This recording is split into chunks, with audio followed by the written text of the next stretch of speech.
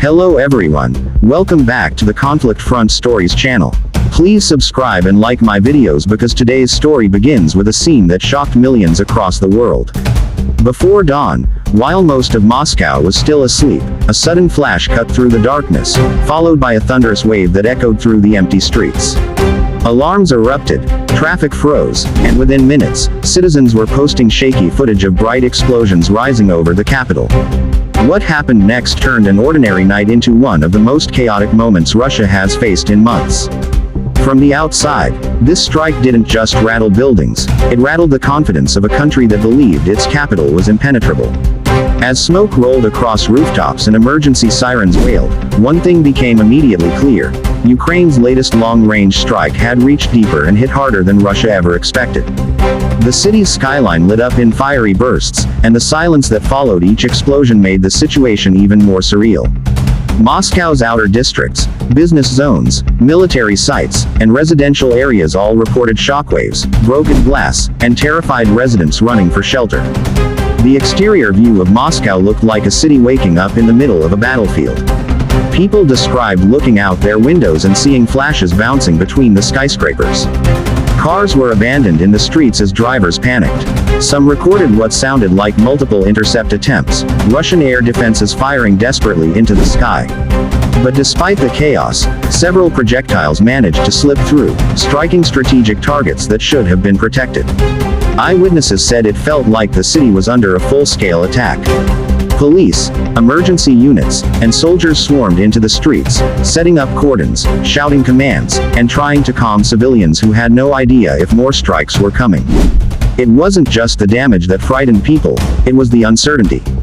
Inside the government buildings, the atmosphere was completely different but equally tense.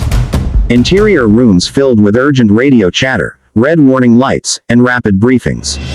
Officials scrambled to understand how Ukrainian drones or missiles had crossed hundreds of kilometers, bypassing layered defenses. Short, hurried meetings took place in underground bunkers, with commanders analyzing radar maps and incoming satellite data. The interior corridors of Russia's security institutions felt smaller, tighter, and heavier, as if the walls themselves were echoing the pressure. No one wanted to be the one to deliver bad news, yet every incoming report seemed worse than the last. The interior spaces where military decisions were made were not calm at all. Officers moved quickly, phones ringing non-stop, maps open on screens showing impact points. Some rooms had people arguing, others had people staring silently at monitors, realizing the implications. The strike had not only caused physical damage, it had created a psychological earthquake. Russia now had to admit that its capital was not fully safe.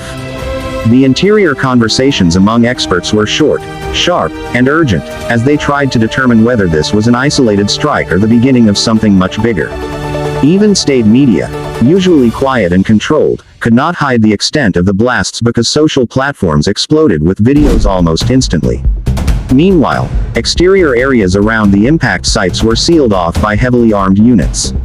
Firefighters rushed in with water cannons, ambulances weaved through debris, and drones hovered overhead scanning for secondary threats. Buildings with shattered windows were evacuated. Families inside apartment blocks were escorted. Downstairs, some still in their pajamas, children crying, and elderly residents confused and shaky. Streetlights flickered because of electrical damage, and smoke drifted across major roads, causing massive traffic jams. The exterior scene in Moscow resembled a disaster zone rather than a modern capital city. In the interior shelters beneath Moscow, the situation was different but equally stressful. People huddled together in basements, metro stations, and underground parking garages. The interior spaces felt cramped and tense as rumors spread quickly. Some said more drones were approaching, others claimed explosions were heard in multiple districts. Parents tried to calm children, phone networks overloaded, and everyone kept refreshing news feeds, hoping for clarity. These interior spaces highlighted the human side of a conflict usually shown only through military maps and official statements. For the people inside those shelters, every vibration in the walls felt like another hit. As the night turned into morning, exterior footage from independent journalists and civilians revealed the scale of the event. Burned vehicles, damaged walls, collapsed roofs, and long lines of emergency personnel stretched across entire blocks. Analysts suggested that the strike targeted high-value strategic positions, electronic warfare nodes, command centers, or air defense units near the capital. Several videos showed air defense explosions mid-air, but others showed direct impacts with fireballs rising above buildings. The exterior landscape of Moscow looked shaken, vulnerable, and exposed. Inside Ukraine, the mood was entirely different. Interior military briefing rooms were filled with controlled confidence. Commanders reviewed satellite imagery, confirming that the strike had hit its intended objectives. Short interior discussions focused on next steps, retaliation expectations, and defensive readiness.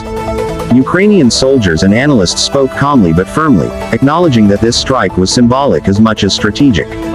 It demonstrated capability, reach, and timing, all elements of psychological warfare. The interior of Ukraine's command center was filled with a sense of accomplishment, even though they knew Russia would respond. Back in Moscow's exterior streets, cleanup teams worked non-stop. Specialized units swept the area for unexploded fragments, investigators arrived with drones and scanning devices, and residents slowly returned to check their homes. Some cried when they found their property damaged. Others filmed everything, determined to document what they believed was the biggest strike on Moscow in recent months. For ordinary people, this was not about geopolitics, it was about fear, safety, and uncertainty. Every loud noise now made them jump. Exterior Moscow felt changed, as if the strike had pierced not just buildings but the city's confidence. Inside the Kremlin, the atmosphere was grave. Officials sat around long tables, speaking in low voices, carefully choosing their words. The interior setting was formal, rigid, and intense, as Russia debated how to respond without showing weakness. Intelligence officers presented reports, analysts offered predictions, and some argued for harsh retaliation. Others warned that such strikes might continue and could escalate the conflict in unpredictable ways. The interior conversations were short and serious, reflecting the gravity of the moment. This was not just another drone incident, this was a direct message. As the day progressed, Russian state channels tried to downplay the damage, but the exterior videos circulating online contradicted those claims. Social media showed widespread panic, fires, and significant structural impacts. Even foreign embassies issued alerts advising caution. Exterior Moscow, once considered untouchable, now appeared fragile. And in global capitals, analysts debated whether Ukraine had unveiled new capabilities or exploited weaknesses in Russia's air defenses. Inside Western intelligence rooms, the reaction was quiet but attentive. Experts analyzed the trajectory, speed, and precision of the strike. They compared it with previous attacks, looking for signs of new technology or external support. Short interior briefings were held, acknowledging that this strike represented a turning point. It suggested that Ukraine could pressure Russia at its core, not just at the front lines. For many policymakers, the interior conversations revolved around how Russia might retaliate, and what escalation might follow. The emotional impact of the strike stretched far beyond military strategy. Exterior scenes showed families gathering belongings from damaged homes, firefighters hugging civilians, and volunteers distributing water and blankets. These human moments brought a sense of unity to a shaken city. Meanwhile, interior hospital corridors filled with injured people, doctors rushing between rooms, and emergency teams treating those caught near the impact zones. The interior atmosphere in these hospitals was heartbreaking yet determined, as medical staff worked tirelessly. As the sun set once again over Moscow, the exterior city lights flickered back to life. Streets reopened, though heavily monitored. Police maintained tight security, and armored vehicles remained stationed across key intersections. But beneath the surface, the tension lingered. People whispered about rumors of a second strike, and others wondered whether the city's defenses were as strong as the government claimed. The exterior calm felt fragile, like a thin layer covering deep uncertainty. Inside the hearts and minds of civilians, the psychological impact was even stronger. Many stayed indoors, afraid to step outside. The interior comfort of their homes no longer felt safe. Windows were taped, furniture moved away from glass, and stairwells filled with neighbors discussing what they heard during the night. The strike had shaken them deeply.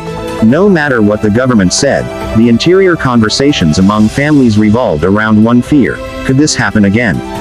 As international media continued covering the incident, more details emerged about the weapon used, the timing of the strike, and the vulnerabilities it exposed.